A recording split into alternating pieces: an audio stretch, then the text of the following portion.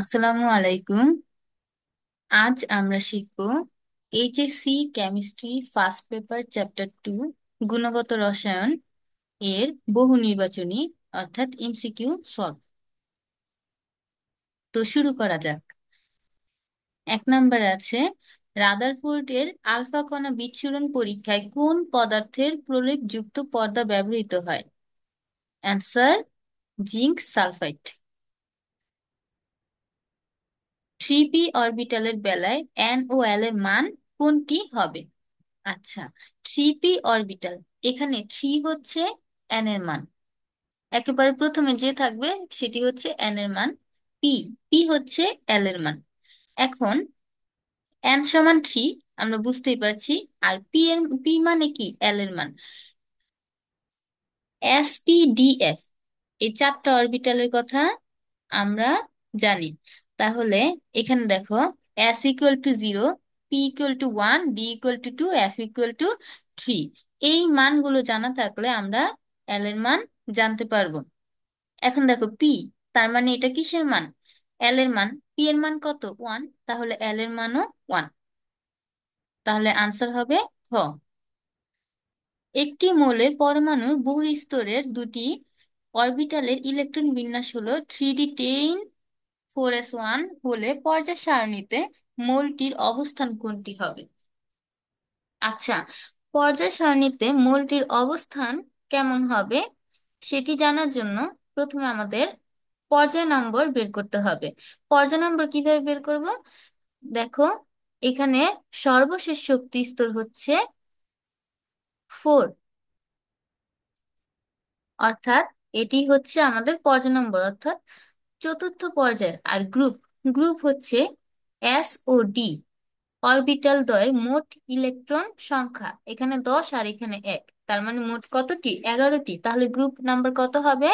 11। বিদ্যুৎ চুম্বকীয় বিকিরণের সর্বাধিক তরঙ্গ দৈর্ঘ্যের পরিসর নিচের কোনটি? আমরা জানি সবচেয়ে বেশি তরঙ্গ দৈর্ঘ্য হচ্ছে টেলিভিশন তরঙ্গ। এরপর নিচের 4টি কোয়ান্টাম সংখ্যার মানের কোন সেটটি একটি ডি ইলেকট্রনের জন্য সঠিক? ডি ইলেকট্রনের জন্য প্রথমটা হচ্ছে, দেখো 4টি কোয়ান্টাম সংখ্যার মধ্যে প্রথমটা প্রধান শক্তি স্তর, দ্বিতীয়টা উপশক্তি স্তর, তৃতীয়টা ম্যাগনেটিক কোয়ান্টাম নাম্বার, আর চতুর্থ হচ্ছে স্পিন কোয়ান্টাম নাম্বার। তাহলে এখানে ফোর, ফোর হচ্ছে প্রধান শক্তি স্তর, এটা হচ্ছে এন এর মান। 2, দ্বিতীয় এটি হচ্ছে উপশক্তি স্তর। এখানে S R P, S P D, D এর মান কত? 2, তাহলে 2।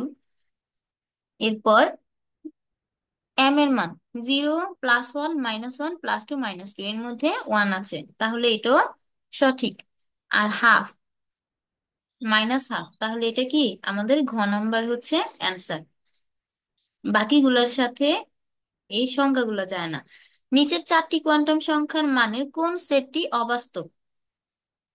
আচ্ছা, অবাস্তব মানে বাস্তব নয়। দেখো প্রথমটার ক্ষেত্রে এন এর মান 3, এল এর মান কত হবে? 3 থেকে কম যে কোনো একটা সংখ্যা, 0, 1, 2। আচ্ছা, এখানে 2 আছে। এম এর মান 0, +1, -1, +2, -2, এর মধ্যে যে কোনো একটা, -2 আছে। আর প্লাস হাফ, তাহলে এটা হচ্ছে আমাদের সঠিক। তারপর 4, 0, 4 এর কম 0। এরপর ম্যাগনেটিক কোয়ান্টাম সংখ্যা 0 আর প্লাস হাফ, এটাও সঠিক। 5, 3, 0, -হাফ, এটাও সঠিক। কিন্তু গ নাম্বারে দেখো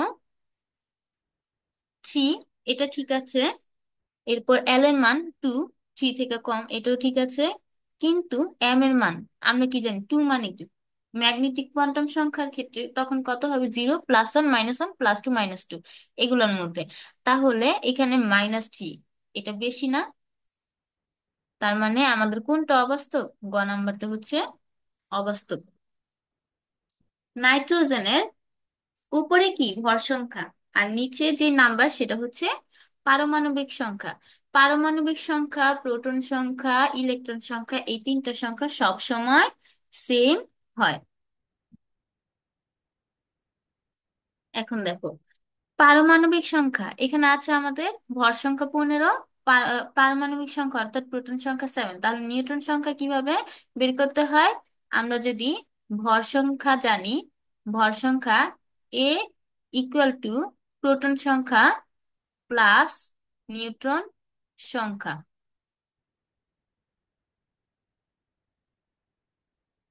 আচ্ছা, প্রোটন সংখ্যা কত, ভর সংখ্যা কত? উপরে যেটা সেটা হচ্ছে ভর সংখ্যা, ভর সংখ্যা হচ্ছে 15।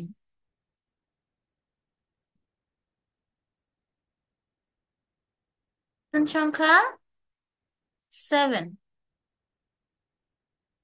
আর নিউট্রন সংখ্যা এটা আমরা জানি না, এটা হচ্ছে আমাদের বের করতে হবে। তাহলে সুতরাং নিউট্রন সংখ্যা সমান 15 - 7 কত আসে? 8। এটি হচ্ছে আমাদের অ্যান্সার। মস্তিষ্কে টিউমার শনাক্তকরণে সর্বাধিক ব্যবহৃত হয় কোনটি? আমরা জানি আইআর রশ্মি, এটি আমাদের বিভিন্ন রোগ নিরাময়ে, তারপর মস্তিষ্কের রোগ নির্ণয়ে, কিন্তু টিউমার শনাক্তকরণে না। ইউভি রশ্মি জাল টাকা শনাক্তকরণে, পাসপোর্ট জাল পাসপোর্ট শনাক্তকরণে ব্যবহৃত হয়। আর এমআরআই, এমআরআই মস্তিষ্কের টিউমার শনাক্তকরণ, কোথাও লিগামেন্ট ছিঁড়ে গেলে সেটি শনাক্তকরণ, তারপর মেরুমজ্জায় যে টিউমার সেটা শনাক্তকরণে আমরা এমআরআইটা ব্যবহার করি। তাহলে এটা হচ্ছে কারেক্ট।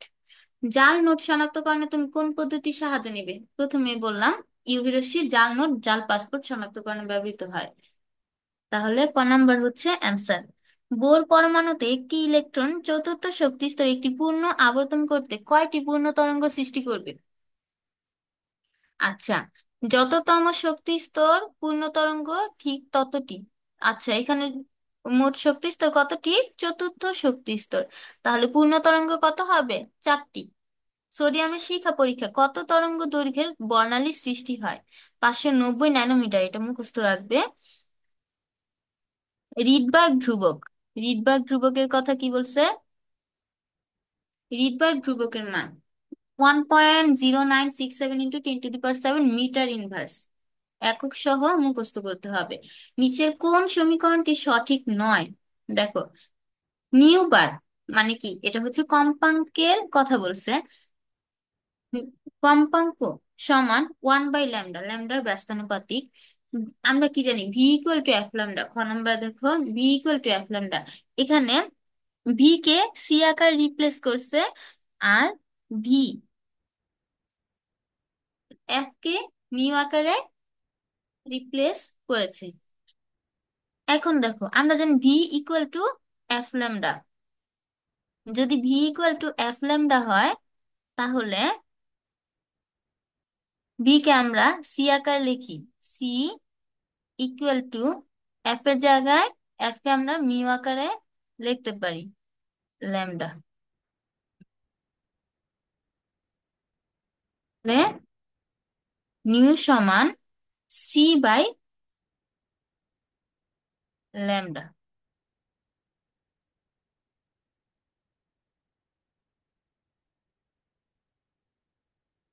তাহলে এই সমীকরণটিও সঠিক। ডেল ই সমান এইচ নিউ, এটাও সঠিক। কিন্তু দেখো, ডেল ই প্রফেশনাল টু ল্যামডা, মানে ল্যামডার সমানুপাতিক হচ্ছে শক্তি, তরঙ্গ দৈর্ঘ্যের সমানুপাতিক। এটা এটা সঠিক নয়, কারণ আমরা গ নাম্বারে দেখতে পাচ্ছি ডেল ই সমান এইচ, এই এতটুকু হচ্ছে ধ্রুবক, ধ্রুবক আর সমান চিহ্ন মিলে সমানুপাতিক। তাহলে এটি হচ্ছে মিউ এর সমানুপাতিক, অর্থাৎ কম্পাঙ্কের সমানুপাতিক হচ্ছে শক্তি। কিন্তু কম্পাঙ্ক যেহেতু ল্যামডার ব্যস্তানুপাতিক সম্পর্ক, তাই এখানে ডেল ই এর সাথে ল্যামডার সম্পর্ক হবে ব্যস্তানুপাতিক। পরের স্লাইডে যাই। প্লাঙ্কের ধ্রুবকের মান কত? আমরা জানি প্লাঙ্কের ধ্রুবক, এটা মুখস্থ রাখতে হবে। 6.626 × 10⁻34 জুল সেকেন্ড, এটি হচ্ছে প্লাঙ্কের ধ্রুবক। একক সহ মনে রাখবে। বোর ব্যাসার্ধের মান কত? 5.292 ইন্টু 10 ইনভার্স 11 মিটার। নিচের কোনটি কম্পোজিট কণিকা? আচ্ছা, কম্পোজিট কণিকা কিভাবে বুঝবো? আমাদের বইয়ের মধ্যে রিডিং এর মধ্যে আছে এই যে মূল কণিকার দুই প্রকার, স্থায়ী কণিকা আর অস্থায়ী কণিকা। এই স্থায়ী আর অস্থায়ী কণিকা ছাড়া বাকি যা যা কণিকা আছে সেগুলো হচ্ছে আমাদের কম্পোজিট বা যৌগিক কণা। এগুলো কি কি? আলফা আর ডিউটেরন কণা। তাহলে কম্পোজিট কণিকা কোনটি হবে? ডিউটেরন। অ্যান্সার গ। নিচের কোন জোড়া আইসোবার? দেখো আইসোবার, এখানে কি হবে? ভর সংখ্যা সেম। আর আইসোটোপ মানে কি? প্রোটন সংখ্যা সেম। আর আইসোটোন মানে নিউট্রন সংখ্যা সেম। দেখো এখানে ক নাম্বারে কার্বনেরও ভর সংখ্যা, নাইট্রোজেনেরও ভর সংখ্যা 14, তার মানে এই দুইটি কি একে অপরের আইসোবার। খ নঙ্গে দেখো কার্বনের ভর সংখ্যা 14 আর প্রোটন সংখ্যা 6, তাহলে বিয়োগ করলে নিউট্রন সংখ্যা কত আসে? 8। অক্সিজেনেরও 8, তাহলে এটা কি একে অপরের আইসোটোন। গণঙে কার্বনের প্রোটন সংখ্যা সেম, তার মানে এটা কি আইসোটোপ। হাইড্রোজেনের প্রোটন সংখ্যা সেম, এগুলা কি আইসোটোপ। তার মানে অ্যান্সার কত হবে? ক, একে অপরের আইসোবার। নিচের কোন জোড়া আইসোটোন? ওইখানেই বলে আসছি, এই যে কার্বন আর অক্সিজেন এই দুইটার মধ্যে নিউট্রন সংখ্যা 8 সমান, তার মানে এটা হচ্ছে একে অপরের আইসোটোন।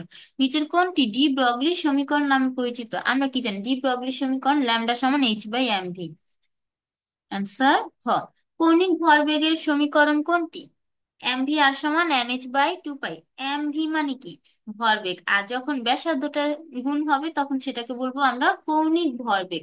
এখানে n হচ্ছে ইলেকট্রন যে কক্ষপথে ঘুরবে সেই কক্ষপথ, কততম কক্ষপথে ঘুরে সেই সংখ্যা। h হচ্ছে প্লাঙ্ক ধ্রুবক আর পাই 3.1416। কোন নীতির ভিত্তিতে মূলত অরবিটাল সমূহ ইলেকট্রন বিন্যস্ত হয়? এটা আমরা সবাই জানি, আউফবাউ নীতির ভিত্তিতে। আউফ কি হচ্ছে? ইলেকট্রন সমূহ সর্বনিম্ন শক্তি স্তরে প্রথমে যাবে, তারপর সর্বোচ্চ শক্তি স্তরে যাবে, এটি হচ্ছে আউফবাউ নীতি। মৌলের যে কোন উপশক্তি স্তরে ইলেকট্রন ধারণ ক্ষমতা নির্ণয় কোন সূত্র, সঠিক সূত্র কোনটি? দেখো 2n², এটি হচ্ছে মৌলের যে কোনো শক্তি, প্রধান শক্তি স্তরে ইলেকট্রন ধারণ ক্ষমতা, এটি হচ্ছে আমাদের সেই ক্ষেত্রে 2n²। আর যখন বলবে উপশক্তি স্তরে ইলেকট্রন ধারণ ক্ষমতা তখন কি হবে? 2 × 12+1। এটা একটু খেয়াল রাখতে হবে। যখন বলবে প্রধান শক্তি স্তরে ইলেকট্রন ধারণ ক্ষমতা তখন 2n² সূত্র। আর যখন বলবে উপশক্তি স্তরে ইলেকট্রন ধারণ ক্ষমতা তখন হবে 2 × 12+1। কোন অঞ্চলে হাইড্রোজেন বর্ণালীর ব্রাকেট সিরিজের উদ্ভব হয়? আচ্ছা, ব্রাকেট সিরিজের উদ্ভব হয় কোন অঞ্চলে? এখানে লক্ষ্য করো, লাইমেন সিরিজ, অতি বেগুনি রশ্মি, বামার দৃশ্যমান অঞ্চল, প্যাস্টেন, ব্রাকেট, ফুন্ড, হ্যামফ্রিস, এই চারটা সিরিজে অবলোহিত বা আয়ার রশ্মি এই অঞ্চলের ক্ষেত্রে থাকে। তাহলে এখানে কোনটি হবে উত্তর? কোন অঞ্চলে হাইড্রোজেন বর্ণালীর ব্রাকেট সিরিজের উদ্ভব ঘটে? এটি হচ্ছে আয়ার অঞ্চল। ডি এক্স ওয়াই অরবিটালে কয়টি লোব থাকে? দেখো D X Y orbital, D X Y orbital, X অক্ষ, এটি হচ্ছে এক্স অ্যাক্সিস আর এটি ওয়াই অ্যাক্সিস। এক্স অক্ষের জন্য একটা আর ওয়াই অক্ষের জন্য আরেকটা। তাহলে এখানে লোব কয়টা? 1 2 3 4, মোট 4টি লোব থাকে। n=2, l=1, m=1 হলে ওই অরবিটালের প্রতীক কোনটি হবে? আচ্ছা দেখো n=2, তাহলে কি প্রধান শক্তি স্তর প্রথমে একেবারে একেবারে সামনে থাকবে। আর এল, এল কি? প্রধান শক্তি স্তরের পাশে এল এর মান 1, আমরা কি জানি? এস এর মান 0, পি এর মান 1, তাহলে 2p। এম এর মান 1, এম এর মান 1, এটা কি এপি? এখানে পি এর জন্য তিনটা অরবিটাল, এক্স ওয়াই জেড। এখন কার মান কোনটা? 0 1 2, 0 1 আর -1, এই তিনটার জন্য এক্স ওয়াই জেড যথাক্রমে। তাহলে ওয়াই এর মান হচ্ছে 1, এখানে এম সমান 1, তার মানে এটি কত হবে? ওয়াই, 2p ওয়াই, এটাই অ্যান্সার। নিচের কোন অরবিটালে শক্তি সর্বনিম্ন হবে? আচ্ছা, যার শক্তি সর্বোচ্চ, সর্বনিম্ন, এটা নির্ণয় করার জন্য আমাদের প্রধান শক্তি স্তর আর উপশক্তি স্তর এর যোগফল, যার বেশি হবে সেটি হবে সর্বোচ্চ শক্তি স্তর, যার কম হবে সেটি হবে সর্বনিম্ন শক্তি স্তর। এখন দেখো 3d, তাহলে কি 3 প্রধান শক্তি স্তরের মান কত? 3 প্লাস ডি এর মান কত? এসপিডি 0 1 2, ডি এর মান হচ্ছে 2, তাহলে এই ক্ষেত্রে মোট কত হবে? 5।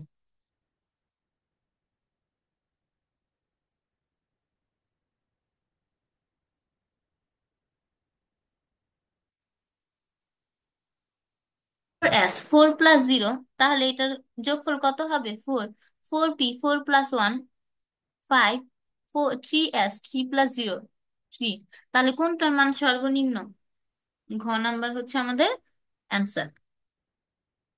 1 অ্যাংস্ট্রোম সমান কত সেন্টিমিটার? আমরা জানি 1 অ্যাংস্ট্রোম সমান 10⁻10 মিটার, কিন্তু এটা আমাদের অপশনে সেন্টিমিটার আছে, তার মানে এটাকে সেন্টিমিটার কিভাবে কনভার্ট করব?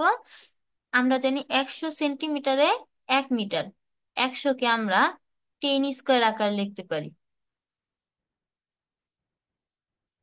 তাহলে এখানে কত হবে? 10টা কমন, পাওয়ার গুলো যোগ।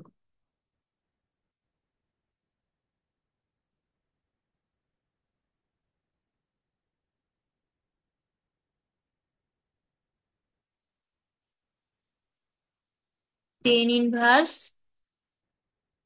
8,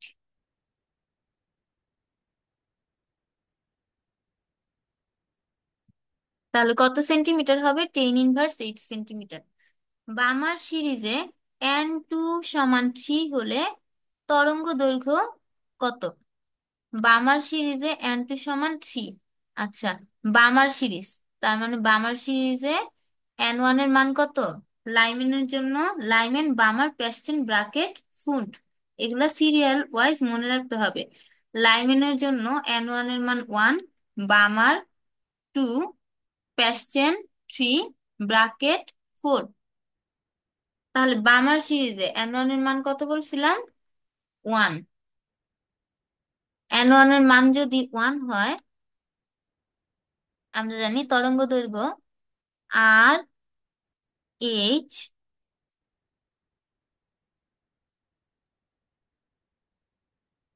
1/n1 স্কোয়ার, n1 এর মান কত আমাদের? n1 এর মান 2, তাহলে 2 স্কোয়ার -1/n2 স্কোয়ার, n2 এর মান কত? 3, 3 স্কোয়ার।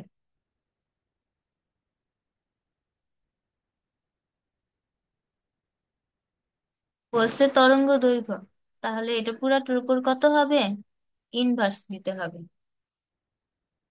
তাহলে আমরা পাবো বামার সিরিজের জন্য তরঙ্গ দৈর্ঘ্য কত, মানগুলো বসা দিলেই অ্যান্সার চলে আসবে। পরের স্লাইডে যাই। তৃতীয় শক্তি স্তরের জন্য MVR এর মান কত? আচ্ছা, আমরা কি জানি? MVR সমান NH/2π। তৃতীয় শক্তি স্তরের জন্য n এর মান কত হবে? 3, তাহলে এটার জন্য 3h, এন এর জায়গায় 3h/2 পাই। এটি হচ্ছে আমাদের অ্যান্সার। অ্যান্সার হবে গ। কোন মতবাদে পরমাণুকে সৌরজগতের সাথে তুলনা করা হয়েছে? রাদারফোর্ড পরমাণু মডেলে। বিকিরিত আলোক রশ্মির তরঙ্গ দৈর্ঘ্য 486.7 ন্যানোমিটার হলে এর ফ্রিকোয়েন্সি, ফ্রিকোয়েন্সি মানে কি? কম্পাঙ্ক, মানে এফ এর মান জানতে চেয়েছে। এখন দেখো, তরঙ্গ দৈর্ঘ্য দেওয়া আছে, ফ্রিকোয়েন্সি কত হবে? আমরা কি জানি? V is equal to S lambda, এটা হচ্ছে সূত্র। এখন দেখো, ভি মানে বেগ, কিন্তু এটা যেহেতু আলোর কথা বলছে, তার মানে আলোর বেগ কত? এটা মনে রাখতে হবে, 3 × 10⁸ এখানে কিন্তু আলোর বেগটা মুখস্থ রাখতে হবে। ইকুয়াল টু, এফ এর মান আমরা বের করব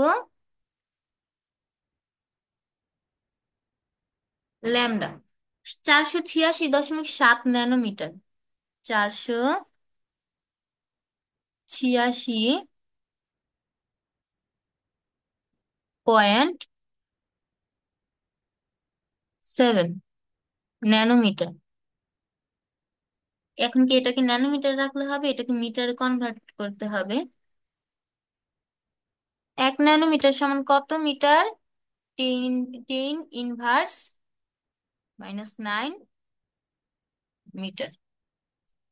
তাহলে এফ এর মান কত আসবে? 3 × 10⁸ ভাগ, আমি যদি 486.7 গুণ 10⁻⁹।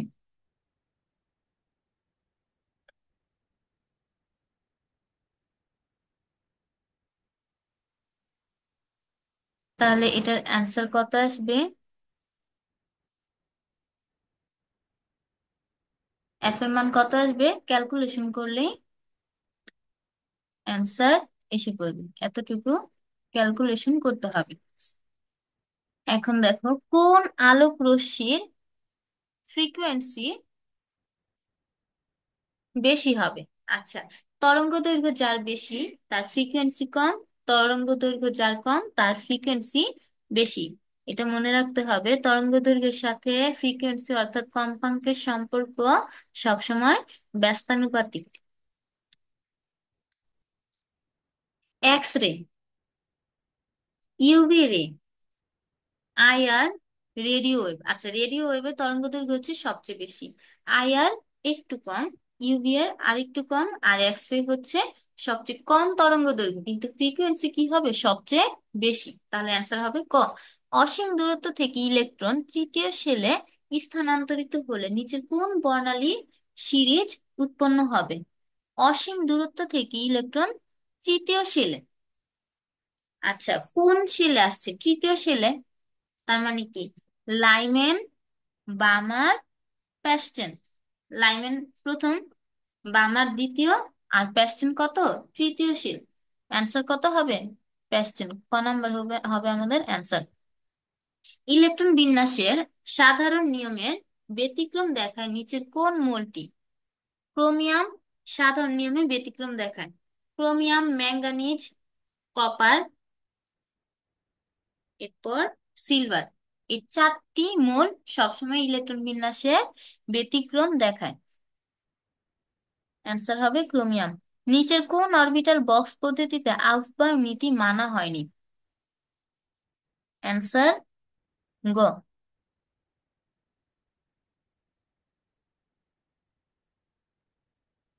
M3+ আয়নে 23টি ইলেকট্রন থাকলে এম এর পারমাণবিক সংখ্যা কত হবে? দেখো, M3+ আয়নে যদি ইলেকট্রন সংখ্যা কত হয়? 23। আমরা জানি প্লাস, যত সংখ্যক প্লাস, M3+ মানে কি? এই পরমাণুতে আগে যতটুকু ইলেকট্রন ছিল তার থেকে 3টা ইলেকট্রন কমে গেছে, তখনই হয়ে গেছে M3+। M3+ অবস্থায় এই পরমাণুর ইলেকট্রন, এই আয়নের ইলেকট্রন আছে 23টি।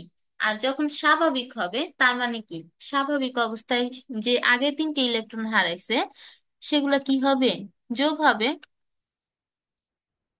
M3+ থেকে যদি স্বাভাবিক হয় তাহলে পারমাণবিক সংখ্যা কত হবে? 26। অ্যান্সার ঘ। ক্রোমিয়াম পরমাণুতে কয়টি বিজোড় বা অযুগ্ম ইলেকট্রন আছে? ক্রোমিয়াম পরমাণুর ইলেকট্রন বিন্যাস,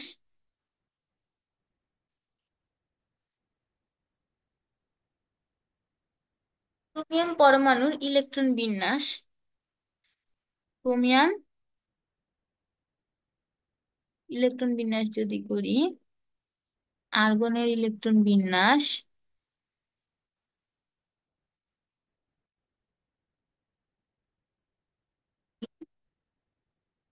P4S, 18, 19, 20 হচ্ছে 4। কিন্তু আমরা কি জানি, ক্রোমিয়ামে ব্যতিক্রম নিয়ম, এখানে 2 হবে না, এখানে হবে 1, আর এখানে হবে 5, কারণ ইলেকট্রন গুলো সবসময় স্থিতিশীল অবস্থায় থাকতে চায়, সুস্থিত অবস্থায় থাকতে চায়। এখন দেখো ডি অরবিটালের জন্য 5টি,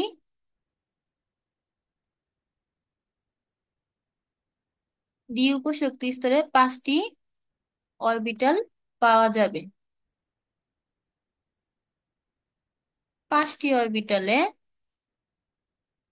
ডি এর মোট 5টি ইলেকট্রন,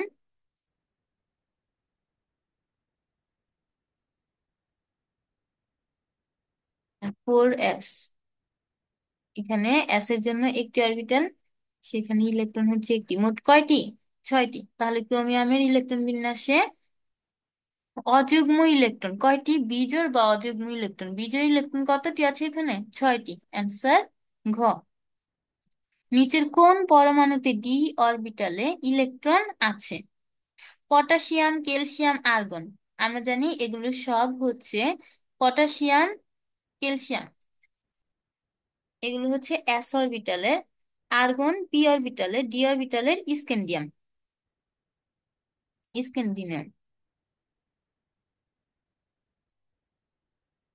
দেখো ডি অরবিটালে কিভাবে বুঝবো, স্ক্যান্ডিয়াম হচ্ছে 21 নং, 21 নং। তাহলে আর্গনের ইলেকট্রন বিন্যাস,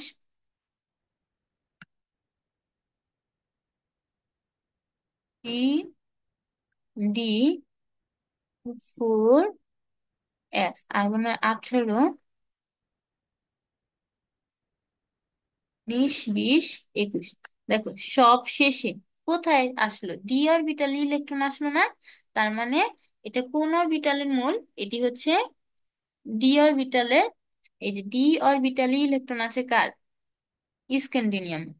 আর আর্গনের পি অরবিটালের, ক্যালসিয়াম পটাশিয়ামের এস অরবিটালের, পটাশিয়ামের 19 আর ক্যালসিয়ামের 20। আমি যদি পটাশিয়ামের ইলেকট্রন বিন্যাসটা দেখাই তাহলে পটাশিয়ামের ইলেকট্রন বিন্যাসটা হবে,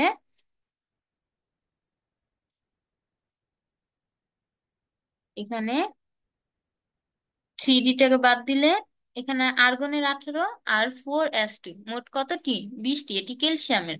আমি যদি এখান থেকে 2কে বাদ দিয়ে আমি এখানে 4s1 দিই, তখন কি হবে, আর্গনের 18 আর 1, 19। এটি হচ্ছে পটাশিয়ামের। সবশেষে অরবিটাল, সবশেষে ইলেকট্রন, ইলেকট্রন প্রবেশ করেছে এস অরবিটালে। এটি আর্গনের ক্ষেত্রে, পটাশিয়ামের ক্ষেত্র, ক্যালসিয়ামের ক্ষেত্র, কিন্তু আর্গনের ক্ষেত্রে পি অরবিটালে। আর স্ক্যান্ডিয়ামে সবশেষে ডি অরবিটালে ইলেকট্রন প্রবেশ করেছে। তার মানে অ্যান্সার কত হবে, ঘ। কোন বিকিরিত রশ্মির তরঙ্গ দৈর্ঘ্য 820 ন্যানোমিটার হলে ওই রশ্মির শক্তি কত? আমরা জানি শক্তি নির্ণয়ের সূত্র ই সমান এইচ নিউ।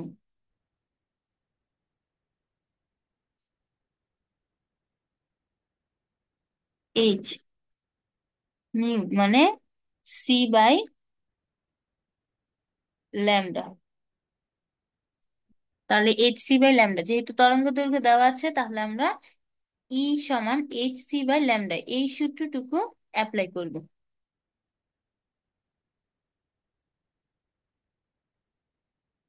মানগুলো বসিয়ে দিব। এইচ প্লাঙ্ক ধ্রুবক, সি হচ্ছে আলোর বেগ 3 × 10⁸, আর ল্যামডা হচ্ছে 820 ন্যানোমিটার। ন্যানোমিটার রাখা যাবে না, এটাকে মিটারে কনভার্ট করতে হবে। 820 × 10⁻৯ দিলে এটা মিটারে কনভার্ট হয়ে যাবে। এরপর ক্যালকুলেশন করবে, অ্যান্সার আসবে 2.424 × 10⁻19 জুল। কোন অরবিটালে ইলেকট্রনের ঘনত্ব সর্বাধিক? আমরা জানি 1s অরবিটালে ইলেকট্রনের ঘনত্ব সর্বাধিক। ট্রাফিক সিগন্যালে লাল আলো তরঙ্গ দৈর্ঘ্য 665 ন্যানোমিটার হলে ফোটনের শক্তি কত? দেখো, লাল আলো তরঙ্গ দৈর্ঘ্য, ফোটনের শক্তি কত? শক্তি মানে কি? ই সমান এইচ সি বাই ল্যামডা, এই সূত্রটা অ্যাপ্লাই করতে হবে। এখন দেখো, E equal to H C by lambda. H এর মান 6.66 × 10⁻34, সি এর মান 3 × 10⁸, আর ল্যামডা এর মান হচ্ছে 665 ন্যানোমিটার। না, এটাকে মিটার কনভার্ট করতে হবে। 665 × 10⁻৯, 6.626 ইন্টু 10⁻34।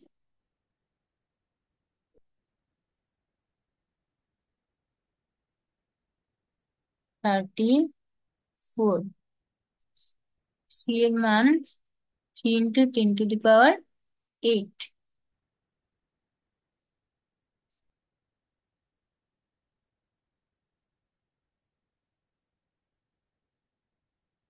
আর ল্যামডার মান কত? 665 × 10⁻৯।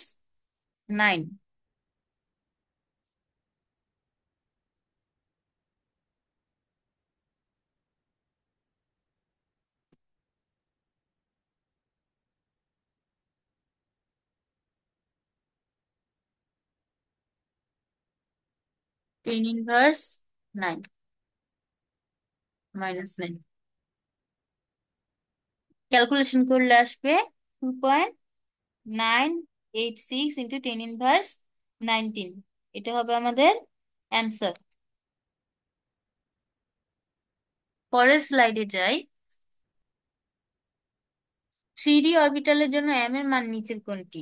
আচ্ছা, ডি অরবিটাল। ডি অরবিটাল মানে কি? 0 1 2। ডি এর মান কত? 2। তাহলে এম এর মান কত হবে? 0 +1 - 1 +2 - 2, এটাই হবে আমাদের অ্যান্সার। যদি থাকতো 3p, তাহলে পি এর জন্য পি এর মান কত? 1। এটার জন্য এম এর মান কত হবে? 0 +1 - 1, এরকম। নিউ বার সমান R H into 1/n1² - 1/n2²। সমীকরণটিতে লাইম্যান সিরিজের ক্ষেত্রে এন এর মান কত? এখন দেখো, লাইম্যান সিরিজের মান কত? n1 এর মান 1, তাহলে অ্যান্সার কত হবে? 1। পরমাণুর কোন দুটি কণিকা পরস্পর সমান? আমরা জানি ইলেকট্রন ও প্রোটনের সংখ্যা সব সময় সমান থাকে। উচ্চ শক্তির অরবিটাল নিচের কোনটি?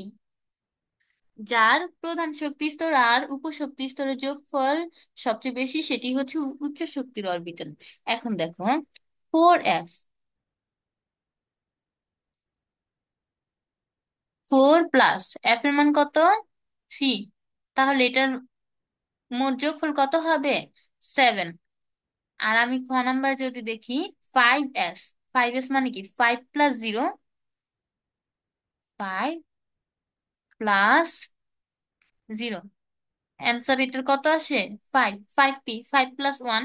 তাহলে কত আসে? 6। 6s, 6+0, তাহলে কত আসে? 6। সবচেয়ে বেশি মান কোনটি? এটি হচ্ছে ক নাম্বার, 4s। পি অরবিটালের আকৃতি কেমন? এটা আমরা সবাই জানি, এস অরবিটালের আকৃতি গোলাকার, পি অরবিটালের আকৃতি ডাম্বেল, আর ডি অরবিটালের আকৃতি হবে ডাবল ডাম্বেল। নিচের পারমাণবিক সংখ্যাযুক্ত মৌলের কোনটি পি ব্লকভুক্ত? এখন দেখো, আমরা ইলেকট্রন বিন্যাসের মাধ্যমে সহজেই বুঝতে পারি কোন পরমাণুটি পি ব্লকভুক্ত। যেটির সর্বশেষ ইলেকট্রন যেই অরবিটালে গমন করবে সেটি হচ্ছে সেই অরবিটালভুক্ত মৌল। এখন দেখো, 33,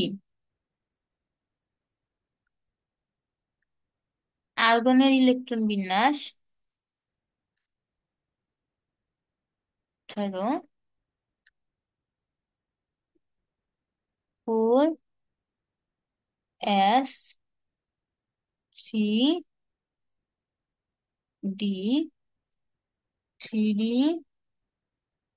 10, 18, 28, 29, 30, 4,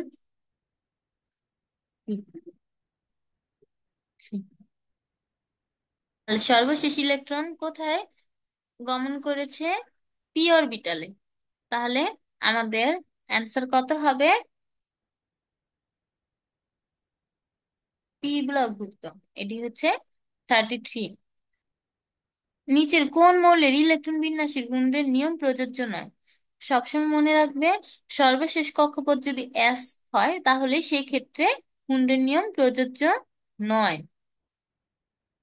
দেখো, নাইট্রোজেন, ফসফরাস, সালফার, এগুলোর সবশেষ কক্ষপথ হচ্ছে পি, কিন্তু ক্রোমিয়ামের সর্বশেষ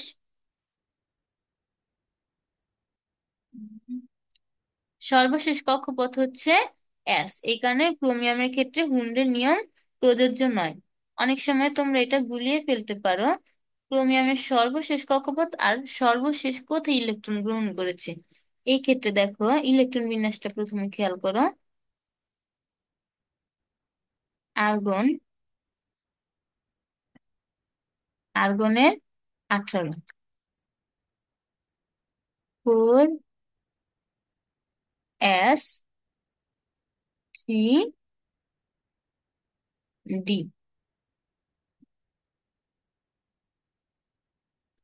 4s1, 3d5।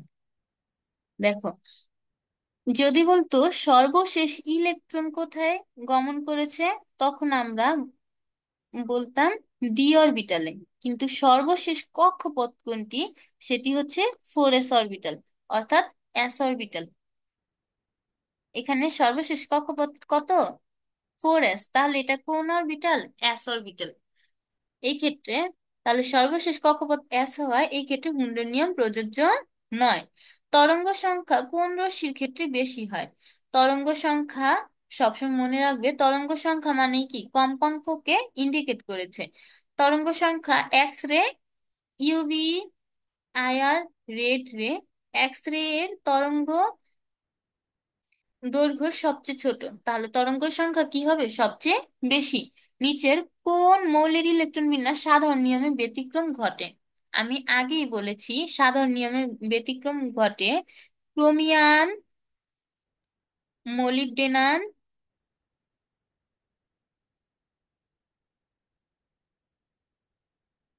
কপার,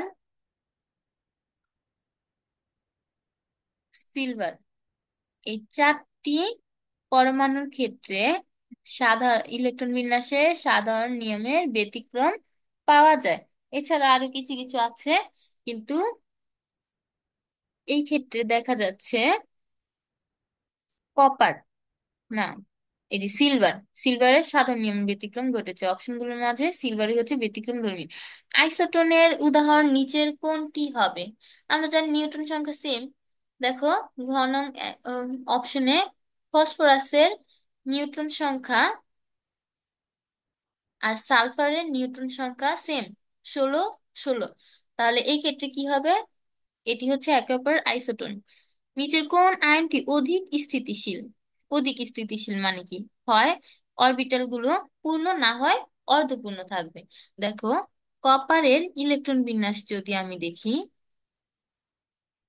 কপারের ইলেকট্রন বিন্যাসের মধ্যে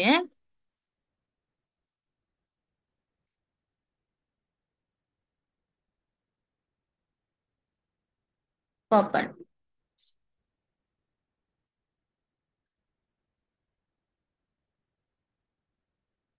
আর্গন, এটি হচ্ছে 18,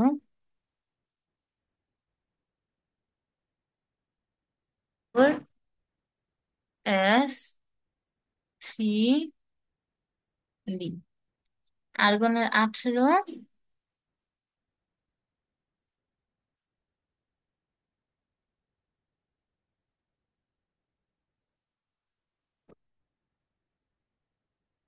এখন দেখো, অধিক স্থিতিশীল, আমি যদি কপার থেকে একটা ইলেকট্রন বাদ দিই, তাহলে 4s এর ওপর আহ, একটা ইলেকট্রন বাদ, তার মানে 0 থাকে। কিন্তু ডি অরবিটাল কি হয়? একেবারে পূর্ণ থাকে, তার মানে এটা কি অধিক স্থিতিশীল। কিন্তু যদি আমি কপার থেকে দুইটা ইলেকট্রন সরিয়ে ফেলি, তাহলে সর্বশেষ থেকে কক্ষপথ থেকে একটি আর ডি অরবিটাল থেকে একটি, মোট কয়টি? মোট দুইটি ইলেকট্রন সরে গেল, তাহলে ডি অরবিটাল কয়টি থাকে? 9টি। সেই ক্ষেত্রে এটা অধিক স্থিতিশীল হবে না, কারণ আমরা জানি যদি অরবিটাল অর্ধপূর্ণ বা পূর্ণ থাকে তখন অধিক স্থিতিশীল হবে। নিচের কোনটির ক্ষেত্রে বোর তত্ত্ব প্রযোজ্য নয়? আমরা জানি বোর তত্ত্ব একই ইলেকট্রন বিশিষ্ট পরমাণুর ক্ষেত্রে, একই ইলেকট্রন বিশিষ্ট আয়নের ক্ষেত্রে, পরমাণুর ক্ষেত্রে প্রযোজ্য। দেখো, হাইড্রোজেনের একটা ইলেকট্রন আছে, হিলিয়ামের হিলিয়াম প্লাস আয়নের ক্ষেত্রে একটি ইলেকট্রন, লিথিয়াম 2+ আয়নের ক্ষেত্রে একটি ইলেকট্রন। কিন্তু হাইড্রোজেন প্লাস মানে কি, হাইড্রোজেন থেকে একটা ইলেকট্রন বাদ দিলে কত থাকবে? 0, কোনো ইলেকট্রনই নেই, তার মানে এই ক্ষেত্রে বোর তত্ত্ব প্রযোজ্য নয়। হাইড্রোজেন পরমাণুর প্রথম কক্ষপথের ইলেকট্রনের শক্তি E1 হলে তৃতীয় কক্ষপথের ইলেকট্রনের শক্তি কত হবে? একটা জিনিস খেয়াল করো, তৃতীয় কক্ষপথে ইলেকট্রনের শক্তি কত হবে? এই যে এন কক্ষপথে ইলেকট্রনের শক্তি, এনতম কক্ষপথে, এটা প্রথম দ্বিতীয় তৃতীয় যে কোনোটাই হতে পারে। এক্ষেত্রে ইলেকট্রনের শক্তি নির্ণয়ের সূত্র কি? যেই শক্তি স্তর এনতম কক্ষপথের শক্তি হচ্ছে E1, মানে প্রথম কক্ষপথের শক্তি গুণ 1/n²। এখানে যদি বলে তৃতীয় কক্ষপথের শক্তি কত হবে, এটা হবে E1 ইন্টু 1/3²। তাহলে তৃতীয় কক্ষপথের শক্তি কত হবে? E1 3² করলে হবে 9। এটি হচ্ছে তৃতীয় কক্ষপথের শক্তি।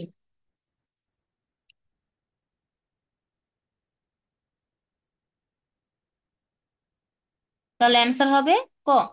হাইড্রোজেন পারমাণবিক বর্ণালীর কোন সিরিজটিতে দৃশ্যমান অঞ্চলের রশ্মি দেখা যায়? আমরা জানি দৃশ্যমান অঞ্চলের রশ্মি কোথায় দেখা যায়? বামার সিরিজে দৃশ্যমান অঞ্চলের রশ্মি দেখা যায়।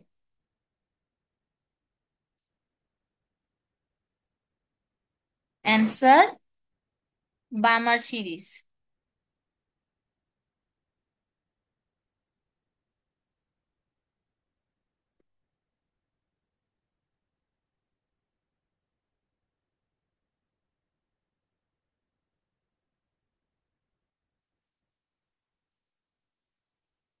পরের স্লাইডে যাই।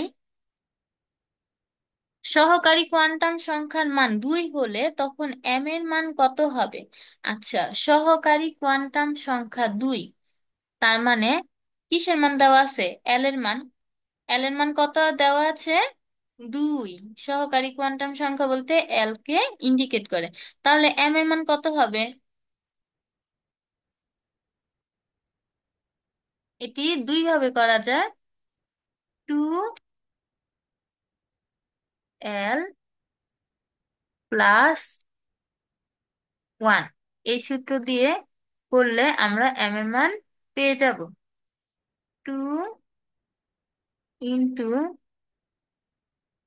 2 + 1। তাহলে কত আসে?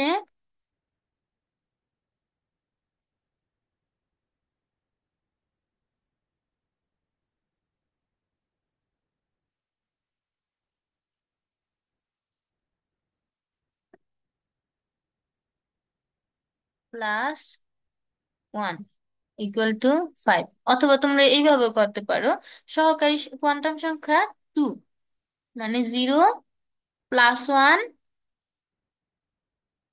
+ 2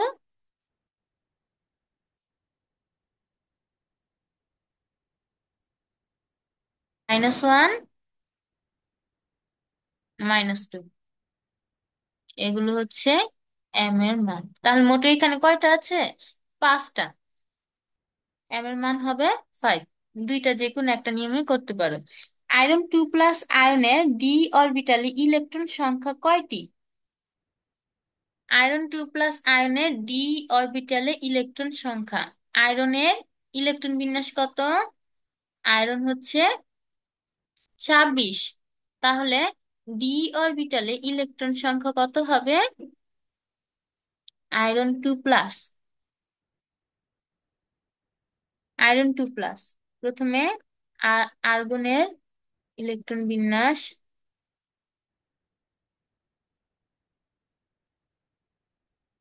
4s3d। 18, 19, 20, 26। তার মানে বাকি 6টা কোথায় আসবে? এই ডি অরবিটালের উপর 6। এখন দেখো 2+ আয়নের ইলেকট্রন বিন্যাস, ইলেকট্রন সংখ্যা কতটি হবে? দুইটা ইলেকট্রন বাদ যদি দেই, 2+ আয়ন মানে কি দুইটা ইলেকট্রন বাদ, তাহলে মোট কয়টা থাকে? সর্বশেষে 6টা। তাহলে 6। কোন অরবিটালটি সম্ভব? 3D অরবিটাল সম্ভব। কারণ দেখো 3f, 3 এর সমান হয়ে গেল না? এফ এর মান 0 1 2 3, SP D F, এফ এর মান 3।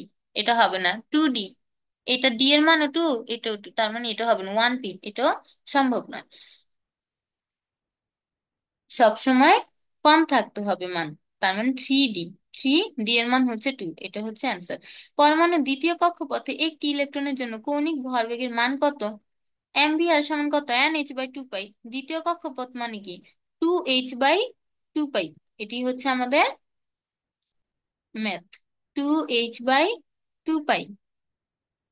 2 কাটা। তাহলে কত থাকে? h/পাই। নিচের কোনটির ক্ষেত্রে বোরের পরমাণু মডেল প্রযোজ্য? আমরা জানি এক ইলেকট্রন বিশিষ্ট পরমাণুর ক্ষেত্রে, তাহলে হিলিয়াম + এখানে একটি ইলেকট্রন আছে, তার মানে এই ক্ষেত্রে প্রযোজ্য, বাকিগুলোর ক্ষেত্রে প্রযোজ্য নয়। পরমাণুর তৃতীয় শক্তি স্তরে মোট অরবিটাল সংখ্যা কত? তৃতীয় শক্তি স্তরে অরবিটাল সংখ্যা আমি প্রথমেই দেখিয়েছি। তৃতীয় শক্তি স্তরে অরবিটাল সংখ্যা দেখো, তৃতীয় এন কক্ষপথে ইলেকট্রন সংখ্যা বললে 2n², কিন্তু যদি বলে শক্তি স্তরে, এই যে অরবিটাল সংখ্যা কত, তখন কি হবে? n, বা উপশক্তি স্তর সংখ্যা কত, তখন কি হবে? n²। যখন বলবে ইলেকট্রন সংখ্যা তখন 2n², আর যদি বলে অরবিটাল সংখ্যা প্রধান শক্তি স্তরে তখন হবে শুধু n²। তেমনি উপশক্তি স্তরের ক্ষেত্রে যদি বলে ইলেকট্রন সংখ্যা তখন হবে 2 × 2l+1, আর যখন বলবো উপশক্তি স্তরে অরবিটাল সংখ্যা তখন হবে 2l+1। ক্লিয়ার? তাহলে তৃতীয় শক্তি স্তর অরবিটাল সংখ্যা 3² মানে কত? 9। ক্যালসিয়াম পরমাণুর সর্ববহিস্থ 2টি ইলেকট্রনের 4টি কোয়ান্টাম সংখ্যার সেট। ক্যালসিয়ামের কত সর্ববহিস্থ? 4s2। 4s এর মান কত? 0। 0 মানে কি m এর মানে 0। আর এখানে দুইটা ইলেকট্রন, তার মানে কত? +½ -½ অ্যান্সার ক। কপার পরমাণুর সর্ববহিস্থ স্তরে ইলেকট্রনের 4টি কোয়ান্টাম সংখ্যার মান কত হবে? সর্ববহিস্থ শক্তি স্তর আমরা দেখেছি 4s1।